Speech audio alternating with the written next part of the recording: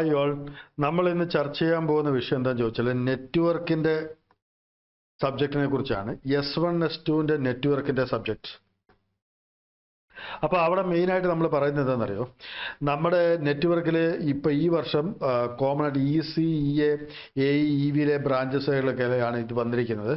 അതിന് ശരിക്കും പറഞ്ഞാൽ നമുക്ക് അറിയേണ്ട കുറച്ച് കാര്യങ്ങൾ എന്താണെന്ന് ചോദിച്ചാൽ, ഇവിടെ നമ്മുടെ ടീച്ചേഴ്സിൻ്റെ ക്ലാസ്സസിന് ടൈമിംഗ് കിട്ടുന്നില്ല, അല്ലെങ്കിൽ നമ്മുടെ ഈ പറയുന്ന കോഴ്സ് തീരുന്നില്ല എന്നൊക്കെ പറയുന്ന അവസ്ഥകൾ മാറി നമുക്ക് ഫസ്റ്റ് ഇയർ തന്നെ നമുക്ക് ഈ പറഞ്ഞ നമ്മുടെ നെറ്റ്വർക്ക് സ്റ്റാർട്ട് ചെയ്യണം, അല്ലെങ്കിൽ കോർ സബ്ജക്റ്റുകൾ സ്റ്റാർട്ട് ചെയ്യുക എന്ന് പറയുന്നത് ദാറ്റ്സ് എ ഹ്യൂജ് ഡിഫറൻസ്. ഇത് ഞാൻ ആദ്യം തന്നെ ഒരു കാര്യം പറയട്ടെ, I appreciate for this things. KTUവിനെ അപ്രീഷിയേറ്റ് ചെയ്യാനാണ് ഞാൻ ആഗ്രഹിക്കുന്നത്. കാരണം ഇത് ചെറിയൊരു കാര്യമല്ല. കാരണം S3 നമ്മൾ പണ്ട് S1 S2 പേപ്പർ, അല്ലെങ്കിൽ കോർ പേപ്പറുകൾ പഠിക്കുന്നെങ്കിൽ ഇന്ന് S1 S2 S2 ആയപ്പോൾ തന്നെ കോർ പേപ്പർ സ്റ്റാർട്ട് ചെയ്യുകയാണ്. യഥാർത്ഥത്തിൽ ഈ നെറ്റ്വർക്ക് തിയറി എന്ന് പറഞ്ഞ പേപ്പറിൻ്റെ അകത്ത് ഇവിടെ നമുക്ക് ശരിക്കും ഗേറ്റ് പോയിന്റ് ഓഫ് വ്യൂ 10 മാർക്കുള്ളതാണ്. അവിടെ വെച്ച് പറയുമ്പോൾ ഒരു കൃത്യമായിട്ടൊരു കാര്യം പറയട്ടെ, ഈ സിലബസ് കൊടുത്തിരിക്കുന്ന വളരെ കൃത്യതയുമായിട്ടാണ്, അല്ലെങ്കിൽ വെരി ഗുഡാണ്. ഞാൻ as A teacher point of view 14 വർഷം പഠിപ്പിച്ചാണ് ഗേറ്റിന്. അപ്പോൾ അതിൻ്റെ ഒരു ബേസിസിൽ തന്നെയാണ് ഞാൻ സംസാരിക്കുന്നത്. ഈ പറയുന്ന ക്ലാസ്സസ് അല്ലെങ്കിൽ ഈ പറയുന്ന സിലബസ് വളരെ നല്ലതാണ്. നല്ല രീതിയിൽ കൃത്യതയോടെ പഠിക്കേണ്ട പോർഷൻസ് ഒക്കെ തന്നെയാണ് അവർ എംഫസൈസ് ചെയ്ത് പറഞ്ഞേക്കുന്നത്. അതിൽ പ്രത്യേകിച്ച് നമ്മൾ പറയുകയാണെങ്കിൽ ഈ പറഞ്ഞു വന്ന concept of network circuit, variables, ideal practical source, independent dependent source, source transformation, Kirchhoff's law, nodal analysis. Actually ഒരു കാര്യം നിങ്ങൾ ശ്രദ്ധിക്കുന്നുണ്ടോ, ഇതെല്ലാം നിങ്ങൾ ബേസിക് ഇലക്ട്രിക്കൽ പഠിച്ചാണ്. പക്ഷേ അവിടെ പറഞ്ഞ ഒരു മെത്തേഡിലെ അല്ല, കൃത്യമായിട്ട് ആദ്യം തുടങ്ങേണ്ട ഐഡിയൽ പ്രാക്ടിക്കൽ സോഴ്സ്, അതിൻ്റെ കൂടെ തന്നെ നെറ്റ്വർക്ക് ഈ പറഞ്ഞ എലമെൻറ്റ്സ്, വേരിയബിൾസ് എന്ന് പറഞ്ഞാൽ റെസിസ്റ്റൻസ്, ഇൻഡക്ടർ, ആ ഒരു dependent source, independent source, source transformation, ഇത് യഥാർത്ഥത്തിൽ ഗേറ്റിന് പഠിപ്പിക്കുന്ന രീതി തന്നെ എനിക്ക് ഫീൽ ചെയ്തു. കാരണം ഞാൻ as A point of view ഈ രീതിയിൽ തന്നെയാണ് പഠിപ്പിക്കുന്നത്. കാരണം ഒരു കുട്ടി പഠിക്കുമ്പോൾ ആദ്യം അറിയേണ്ട അവൻ എന്തൊക്കെയാണോ അതൊക്കെ തന്നെയാണ് ഈ ഒരു പോർഷനിൽ അവർ തന്നേക്കുന്നത്. അതേപോലെ തന്നെ അവർ AC DC network consisting of independent dependent source, ഇത്രയും പോർഷനിൽ തന്നെ സത്യത്തിൽ പറഞ്ഞ ഗേറ്റ് പോയിന്റ് ഓഫ് വ്യൂ 40%. നിങ്ങൾ ഈ പറഞ്ഞു വരുന്ന 40% ഗേറ്റ് മാർക്ക് ഇത്രയത്തിനകത്ത് വരുമെന്ന് പറയുമ്പോഴത്തേക്ക് നിങ്ങൾക്ക് മനസ്സിലാകുന്നുണ്ട് ഇതിൻ്റെ അകത്ത് എന്തുമാത്രം ഇമ്പോർട്ടൻസ് ആണ് ഈ പോർഷൻ ഉള്ളതെന്ന്. അടുത്ത ഈ പറയുന്ന സെക്കൻഡ് പാർട്ടിലൂടെ ചേർന്നിട്ടാണ് നമ്മളിപ്പോൾ പറഞ്ഞു വന്ന ഈ മൊഡ്യൂളിലൂടെ ചേർന്ന് തിയറംസ് കൂടെ ചേർന്നിട്ടാണ് ഞാൻ പറഞ്ഞത് 40% മാർക്ക്. ഏത് ഗേറ്റ് പോയിന്റ് ഓഫ് വ്യൂ. ഞാനിപ്പോൾ നിങ്ങളോട് പറയുന്നത് എന്നറിയോ, എഞ്ചിനീയറിംഗിൻ്റെ ഫസ്റ്റ് ഇയർ പഠിക്കുന്നത് ഞാൻ എന്തിനാണ് സാറേ ഗേറ്റിനെ കുറിച്ച് അറിയുന്നത് നിങ്ങൾ ചിലപ്പോൾ ചോദിക്കാം. പക്ഷേ ആത്മാർത്ഥമായിട്ടൊരു കാര്യം പറയട്ടെ, നമ്മുടെ ഈ പറഞ്ഞു വന്ന പരീക്ഷ ഇപ്പം ഈ ഇന്നലെ കേട്ടൊരു കഥയാണ്. എഞ്ചിനീയറിംഗ് പിള്ളേർക്ക് ഫസ്റ്റ് ഇയറുകാർക്ക് 2.5 മാസം കണ്ട് സമയം കിട്ടിയുള്ളൂ, അതുകൊണ്ടാണ് ഞങ്ങൾക്ക് ഫസ്റ്റ് ഇയർ പൈത്തൺ പാടായിരുന്നു. പൈത്തൺ ഒബ്വിയസ്ലി അവർ കോഡിങ്ങിലാണ് ചോദിച്ചത്. It's okay.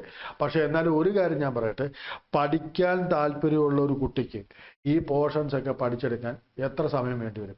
ഞാൻ എൻ്റെ ലൈഫ് വെച്ച് പറയുകയാണെങ്കിൽ ആത്മാർത്ഥമായിട്ട് പറയുന്നു, 6 മാസം കൊണ്ട് എൻ്റെ എഞ്ചിനീയറിംഗ് എഴുതിയെടുത്ത ഒരാളാണ് ഞാൻ. അതിൻ്റെ കൂടെ തന്നെ ഗേറ്റും ആ വർഷം തന്നെ 100ൻ്റെ അകത്ത് അല്ലെങ്കിൽ 200ൻ്റെ അകത്ത് റാങ്ക് മേടിക്കാം. ആദ്യത്തെ വർഷം 200 കിട്ടിയില്ലെങ്കിലും ഞാൻ പറയുന്നത് എനിക്ക് 200ൻ്റെ അകത്ത് റാങ്ക് വരാൻ സാധിച്ചു. അപ്പോൾ ഒരു കാര്യം നിങ്ങൾക്ക് മനസ്സിലാകുന്നുണ്ട്, വേണമെന്ന് വെച്ചാൽ വേരിലും ചക്ക കായ്ക്കും. ഞാൻ നിങ്ങളോട് ഒരേ ഒരു ചോദ്യം ചോദിക്കാം. നിങ്ങളുടെ സൂപ്പർ സീനിയർ ആയിട്ടുള്ള അല്ലെങ്കിൽ പാസ് ഔട്ട് ആയിട്ടുള്ള ചേട്ടന്മാരോട് ചോദിക്കണം, ഇവരെല്ലാം ഗേറ്റ് പഠിക്കാൻ എഞ്ചിനീയറിംഗ് കഴിഞ്ഞേച്ച് പോകുന്നുണ്ട്. എടാ, ഈ എഞ്ചിനീയറിംഗ് കഴിഞ്ഞേച്ച് 6 മാസം കൊണ്ടാണ് ഈ 4 വർഷം പഠിച്ചത് അവന് പഠിക്കാൻ പറ്റുന്നത്. ഞാനിതേ പറഞ്ഞ കഥ തന്നെയാണ് ഇപ്പോൾ പറയുന്നത്. 6 മാസം കൊണ്ട് അന്ന് അവന് പറ്റുന്നുണ്ട്. അല്ലെങ്കിൽ ആ പറഞ്ഞ എഞ്ചിനീയറിംഗ് കഴിഞ്ഞിട്ട് അവൻ പഠിക്കാൻ പോകുമ്പം അവന് മനസ്സിലാവുന്നുമുണ്ട്, അവന് ഒരു കാര്യവും ഡൗട്ടില്ല, എല്ലാം വളരെ കൃത്യമായിട്ട് ഗേറ്റിന് വരുമ്പോൾ ഉണ്ട്. എടാ, എന്നാൽ പിന്നെ ഈ പഠനം നിനക്ക് ഗേറ്റ് പഠനം പോലെ അല്ലെങ്കിൽ അതേ ലെവലിൽ നമ്മൾ ഈ പറഞ്ഞ സബ്ജക്ട്സുകൾ പഠിച്ചു പോയാൽ എത്ര പെട്ടെന്ന് നിങ്ങൾക്ക് ഈ പറഞ്ഞു വന്ന പാസ്സാകാൻ പറ്റും. ഈ പറഞ്ഞ യൂണിവേഴ്സിറ്റിക്ക് അതൊക്കെ എത്ര ശതമാനം gate point of view toughness ഉണ്ട്? ഒന്നുമില്ല.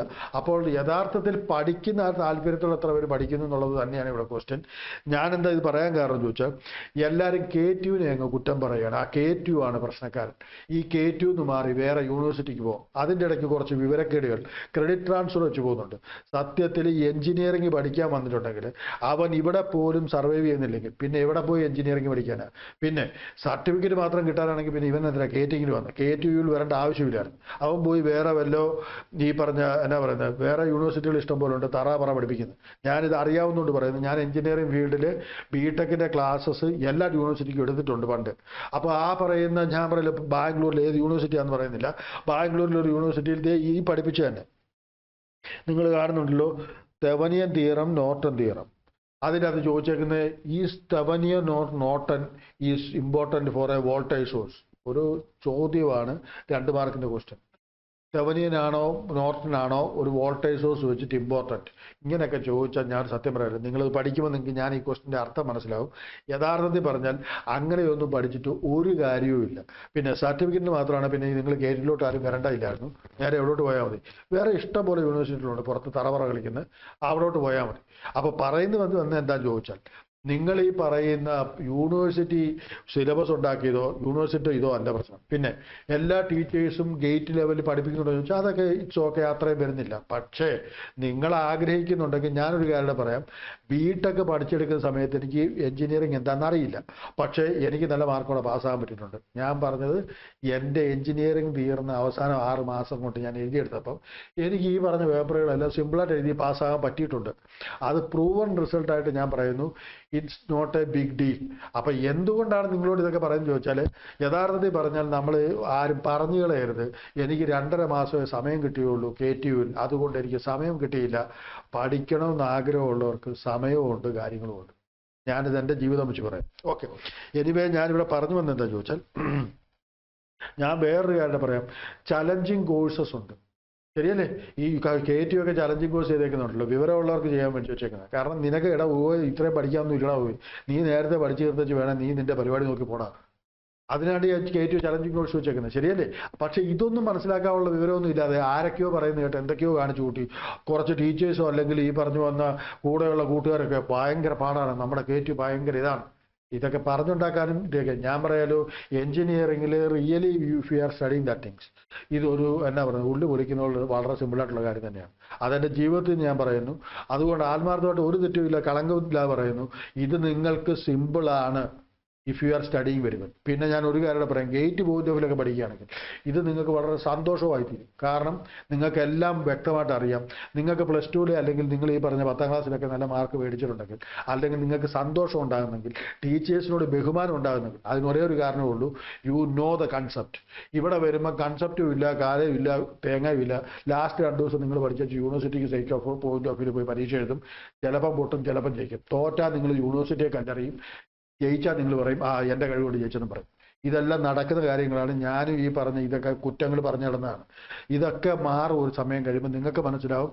ഈ പറഞ്ഞ നിങ്ങളൊന്ന് തപ്പി നോക്ക്, എത്ര പേര്. ഇപ്പോൾ ഉദാഹരണം പറഞ്ഞാൽ നമ്മുടെ കേരള PSCയിൽ ഏറ്റവും കൂടുതൽ ഓപ്ഷൻസ് ഉള്ളത് സിവിലാണ്. ഈ സിവിലിലുള്ളവന്മാർ എത്ര പേര് എഞ്ചിനീയർ കഴിഞ്ഞ് ഈ പറയുന്ന കോഴ്സിന് പഠിക്കാൻ പോകുന്നുണ്ട്? അന്ന് അവൻ ഈ കഷ്ടപ്പെട്ട് എഞ്ചിനീയറിംഗ് പഠിക്കുന്നതിന് പകരം എന്നാൽ പിന്നെ ഇവനൊരു 4 മാസം അല്ലെങ്കിൽ 4 വർഷം കയ്യിലുണ്ടായിരുന്നല്ലോ, ഈ സമയത്ത് അങ്ങ് പഠിച്ചുകൂടെ? ഇതൊക്കെ റിയൽ ഫാക്റ്റാണ്. നമ്മളെല്ലാവരും അവസാനം ആരുടെയെങ്കിലും തലയ്ക്ക് നമ്മുടെ തെറ്റുകൾ കുറ്റം വെക്കും. അത് ഞാനായാലും ചെയ്യും, നിങ്ങളായാലും ചെയ്യും. ഞാനും തോറ്റപ്പോൾ ആദ്യകാലത്ത് സാർമാരെ കുറ്റം പറയുന്നൊരു സ്വഭാവം എനിക്കുണ്ടായിരുന്നു. പക്ഷേ ഇന്ന് ഞാൻ ട്രൂലി സ്പീക്കിംഗ്, അവർ ചെയ്യാനുള്ള അവർ ചെയ്യുന്നുണ്ട് ഒരു പരിധിവരെയൊക്കെ. നിങ്ങൾ ചെയ്യാതെ വരുമ്പോൾ ആരെങ്കിലുമൊക്കെ കുറ്റം പറയുന്നുള്ളതേ ഉള്ളൂ. I am truly believe in that. അപ്പോൾ ഇനിയും പറഞ്ഞു വരുന്നു തിയറംസ്, മിൽമാൻസ് തിയറം, ഇവിടെ മെയിനായിട്ടുള്ളതുണ്ടല്ലോ, reciprocity theorem, maximum power transfer. ഞാൻ ഈ മാർക്ക് ചെയ്ത 2 തിയറം ഉണ്ടല്ലോ, Thevenin theorem, Norton theorem, maximum transfer theorem. ഈ പറയുന്ന തിയറത്തിൽ ഏറ്റവും ഇമ്പോർട്ടൻ്റ് ആയിട്ടൊരു 80% ക്വസ്റ്റിനും ഗേറ്റ് പോയിന്റ് ഓഫിലൊക്കെ വരുന്ന ഈ 2 പോർഷനാണ്. ഓക്കെ അല്ലേ? ബാക്കിയുള്ള റെസിപ്രോസിറ്റിയോ സൂപ്പർ പൊസിഷനോ മിൽമാനോ ഒന്നും അത്ര കണ്ട് പ്രാധാന്യമുള്ളതല്ല. പക്ഷെ നിങ്ങൾക്ക് ഈ യൂണിവേഴ്സിറ്റി പോയിന്റ് ഓഫിൽ ബാക്കിയെല്ലാം പഠിക്കേണ്ടതാണ്. പക്ഷേ എന്നാലും ഇതാണ് ഏറ്റവും ഇമ്പോർട്ടൻറ്റ്. അപ്പോൾ ഞാൻ പറഞ്ഞു ഗേറ്റിൻ്റെ പോയിന്റ് ഓഫിൽ 40%. ഗേറ്റിന് മാർക്ക് എത്ര എന്ന് പറഞ്ഞു? 10 മാർക്ക് കിട്ടുന്ന സബ്ജക്റ്റാണ്. ഞാനിത് ഗേറ്റോടെ പറയാൻ കാരണം എന്നറിയോ? You just get into my classes, you can see that what is GATE, what is ഈ പറയുന്ന BTech. ഓക്കെ അല്ലേ? അടുത്ത Laplace transform and transient analysis. സത്യം പറഞ്ഞാൽ ഇതും കൊടുത്തിരിക്കുന്നത് വളരെ വളരെ കൃത്യതയോടെയാണ്. സ്റ്റാൻഡേർഡ് സിഗ്നൽസ് ഏതൊക്കെയാണ്, കോമൺ ഫംഗ്ഷൻ ഏതാണ്, എന്തിനാണ് ലാപ്ലേസ് യൂസ് ചെയ്യുന്നത്. ശരിക്കും പറഞ്ഞാൽ ലാപ്ലേസ് എന്ന് പറഞ്ഞാൽ നമ്മൾ കുറച്ചുകൂടെ കഴിയുമ്പോൾ പഠിക്കും. എന്താണെന്നറിയോ, എഞ്ചിനീയേഴ്സിനുള്ള ടൂളുകളാണ്. ടൂളുകൾ എന്ന് പറഞ്ഞാൽ എന്താണ്, നമുക്കിപ്പം പറയുന്ന ഒരു വർക്കിംഗ് മാൻ മറ്റേ കത്രിക വെച്ചാണ് അല്ലെങ്കിൽ തൂമ്പ വെച്ചാണ് വെട്ടുന്നതെങ്കിൽ നമ്മുടെ എഞ്ചിനീയേഴ്സിൻ്റെ ഒരു ടൂളാണ് ആര്, ഈ പറഞ്ഞ ലാപ്ലേസ് ട്രാൻസ്ഫോം. അത് വെച്ചാണ് നമ്മൾ വളരെ കോംപ്ലക്സ് ആയിട്ടുള്ള ടൈം ഡൊമൈനിലുള്ള പ്രോബ്ലംസ് വളരെ സിമ്പിളായിട്ട് എസ് ഡൊമൈൻ, ലാപ്ലേസിന്റെ ഡൊമൈനാണ് എസ് ഡൊമൈൻ, അവിടെ ഇട്ട് സോൾവ് ചെയ്യും. എന്നിട്ട് അത് നമ്മൾ ഇൻവേഴ്സ് ലാപ്ലേസ് എടുത്ത് ടൈം ഡൊമൈനിൽ സൊല്യൂഷൻ കണ്ടെത്തും. എന്ന് പറഞ്ഞാൽ നമ്മൾ എപ്പോഴും പറയാറുള്ള ഉദാഹരണമാണ്, നമുക്ക് പറ്റാത്ത പ്രശ്നങ്ങൾ നമ്മൾ എന്ത് കൊടുക്കും, ദൈവം തമ്പുരാൻ കൊടുക്കും. ആ ദൈവം തമ്പുരാൻ അവിടെ സോൾവ് ചെയ്തിട്ട് തിരിച്ചു തരും. അതാണ് നമ്മുടെ വിധി എന്ന് പറയുന്ന പോലെ തന്നെയാണ് ലാപ്ലേസ് ഡൊമൈനിലോട്ട് നമ്മുടെ കോംപ്ലക്സ് ആയിട്ടുള്ള ഡിഫറൻഷിയേഷനും ഇൻ്റഗ്രേഷനും ഒക്കെ മാറ്റി കോംപ്ലക്സ് ഡിഫറൻഷ്യൽ ഇക്വേഷൻസ് പ്രോബ്ലംസ് കൊടുത്തു കഴിഞ്ഞാൽ അവിടെ ഇട്ട് സോൾവ് ചെയ്യാൻ എസ് ഡൊമൈൻ സിമ്പിളാണ്, ആൽജിബ്രിക് ഇക്വേഷനായിട്ട് മാറുകയാണ്. അവിടുന്ന് സോൾവ് ചെയ്തിട്ട് നമ്മൾ ഇൻവേഴ്സ് എടുത്ത് സൊല്യൂഷൻ കണ്ടെത്തുന്നു. അത് നമ്മൾ നെറ്റ്വർക്കിലും യൂസ് ചെയ്യുന്നുണ്ട്, കൺട്രോൾ സിസ്റ്റം യൂസ് ചെയ്യുന്നുണ്ട്. നിങ്ങൾ ഇതെല്ലാം പഠിക്കും. ഇതെല്ലാം ഗേറ്റ് പോയിന്റ് ഓഫ് ഇമ്പോർട്ടൻ്റ് ആണ്. അടുത്തത് വളരെ ഇമ്പോർട്ടൻ്റ് ആയിട്ട് അവർ നെറ്റ്വർക്ക് 2 പോർട്ട് നെറ്റ്വർക്ക് മാത്രമേ ഇതിനകത്ത് ഇൻക്ലൂഡ് ചെയ്തിട്ടുള്ളൂ. ആ പറഞ്ഞു വരുന്നത് ഇതിൻ്റെ അകത്ത് ഈ നമ്മുടെ RLC ഈ പറഞ്ഞ ട്രാൻസിയൻ്റ് ഒക്കെ പറയുന്നുണ്ടെങ്കിലും നമ്മുടെ ഈ ഒഴിവാക്കിയപ്പെട്ട അല്ലെങ്കിൽ ഇതിനകത്ത് മാറിപ്പോയത് എന്താണെന്ന് വെച്ചാൽ റെസൊണൻസ് ഒക്കെ എടുത്ത് മാറ്റിയിട്ടുണ്ട്. അപ്പോൾ ഈ പറഞ്ഞ AC അനാലിസിസ് ഇപ്പുറത്ത് വന്നിട്ടുണ്ടെന്ന് തോന്നുന്നു. എനിവേ ഒരു കാര്യം എന്താണെന്ന് ചോദിച്ചാൽ AC അനാലിസിസ് എല്ലാം നിങ്ങൾ എവിടെയും പഠിക്കുന്നുണ്ട്. നിങ്ങൾ ആദ്യത്തെ ഈ പറഞ്ഞ ബേസിക് ഇലക്ട്രിക്കലിൻ്റെ അത് പഠിക്കുന്നുണ്ട്. ഇപ്പം പറഞ്ഞു വന്ന ചോദ്യം എന്താണെന്ന് ചോദിച്ചാൽ, എൻ്റെ ഒരു ഇലക്ട്രിക്കൽ എഞ്ചിനീയർ ആകാൻ പോകുന്ന ഒരാൾക്ക് ഫസ്റ്റ് ഇയറിൽ തന്നെ ഇത് പഠിക്കുമ്പോൾ മനസ്സിനുള്ളിൽ ഒരു നല്ല ആഗ്രഹമുണ്ട്, എനിക്ക് നല്ലൊരു എഞ്ചിനീയറായി തീരണമെന്നുണ്ടെങ്കിൽ you should study this subject very well. Okay, അപ്പോൾ എനിവേ എല്ലാവർക്കും ഒരു നല്ല പഠനം ആശംസിക്കുന്നു. ഞാനിത് പറഞ്ഞെന്തിനാന്ന് ചോദിച്ചാൽ, വി ഓൾ നോ ദാറ്റ് എല്ലാവർക്കും അറിയാം ഈ ഗേറ്റ് പഠിക്കുന്നതും ഗേറ്റിൻ്റെ ആവശ്യകതയും എഞ്ചിനീയറിങ്ങിൻ്റെ ആവശ്യകതയല്ല. പക്ഷേ ഞാൻ പറയാമല്ലോ, ആ പ്രായത്തിൻ്റെ കളിയും ഞാനും പറയാം, എൻ്റെ പ്രായത്തിൻ്റെ ഉഴപ്പ് കൊണ്ട് മാത്രമാണ് ഞാൻ ഈ പറഞ്ഞ സപ്ലൈ ഉണ്ടായത്. അല്ലാതെ ഒരു കാരണവശാലും ഞാൻ എൻ്റെ സാറുമാരെയോ അല്ലെങ്കിൽ എൻ്റെ KTU അല്ലെങ്കിൽ കണ്ണൂർ യൂണിവേഴ്സിറ്റി ആയിരുന്നു, ഞാൻ അന്നത്തെ യൂണിവേഴ്സിറ്റി ഉണ്ടാണെന്ന് ഞാൻ ഒരിക്കലും പറയില്ല. പക്ഷേ ഞാൻ പഠിച്ചുകൊണ്ടിരുന്ന കാലത്ത് അത് പറയുമായിരുന്നു.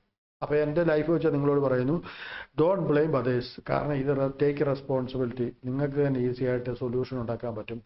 ചലഞ്ച് ചെയ്യും നിങ്ങളുടെ കോഴ്സിന്. 2 വർഷമൊക്കെ നേരത്തെ പണി തീർത്ത് ചെയ്യണം, ഗേറ്റ് എഴുതി വേറെ വല്ല നല്ല കോഴ്സിന് പോകും. അത് നീ ഷോ ചെയ്യുന്ന കാലത്തുണ്ടല്ലോ, നിന്നെ ബഹുമാനിക്കാൻ ഒത്തിരി പേരുണ്ടാവും. നിന്റെ കോളേജിലുള്ള സാറുമാർക്ക് പോലും നിന്നോട് ബഹുമാനം ഉണ്ടാവും. പിന്നെ ഒരു കാര്യം മനസ്സിലാക്കിയോ, നീ എഞ്ചിനീയറിംഗ് കഴിഞ്ഞ് പുറത്തിറങ്ങി പിന്നെ ഗേറ്റിന് പോകുമ്പോൾ നിനക്ക് എന്തുമാത്രം റിസ്ക് വരും എന്നുള്ളത് നീ അത് ചെയ്യുന്ന ആൾക്കാരോട് ചോദിച്ചാൽ മതിയാവും.